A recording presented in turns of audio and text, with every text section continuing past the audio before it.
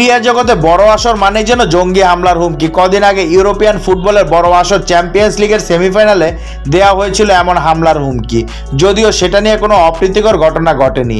টি-20 বিশ্বকাপে এবার এমন এক হামলার হুমকি দিয়ে রেখেছে ইসলামিক স্টেট বা আইএস।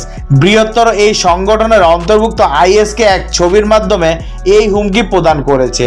আইএসকে এর হামলার লক্ষ্যবস্তু করা হয়েছে টি-20 বিশ্বকাপের সবচেয়ে প্রতীক্ষিত ভারত পাকিস্তানের ম্যাচকে। বিশ্বকাপে সবচেয়ে হাই ভোল্টেজ এই ম্যাচে লোন উলফ আক্রমণের হুমকি দিয়েছে আইএসকে। একটি গ্রাফিক্স পোস্টের সাহায্যে এই হুমকি দেওয়া হয়েছে। পরে নিউ ইয়র্ক এবং নাসাউ কাউন্টিতে নিরাপত্তা জোরদার করা হয়েছে। যে গ্রাফিক্সটি ইন্টারনেটে ছড়িয়ে পড়েছে সেখানে দেখা যাচ্ছে মাথায় হুডি পরা একটি লোকের পিঠে আগ্নেয়াস্ত্র। গ্রাফিক্সের নিচের অংশে সাদা অক্ষরে লেখা তোমরা ম্যাচের জন্য অপেক্ষায় আছো। ঠিক তার নিচেই লাল রক্তবর্ণে লেখা আর আমরা আছি তোমাদের অপেক্ষায়। গ্রাফিক্সের ওপরের দিকে একটি স্টেডিয়ামের ওপর ড্রোন উঠছে এমন ছবি দিয়ে তার উপরে লেখা নাসাউ স্টেডিয়াম 9/6/2024, আর এক পাশে ঘড়ি লাগানো একটি ডায়নামাইটের ছবিও আছে। সব মিলিয়ে গ্রাফিক্সটি হুমকি স্পষ্ট।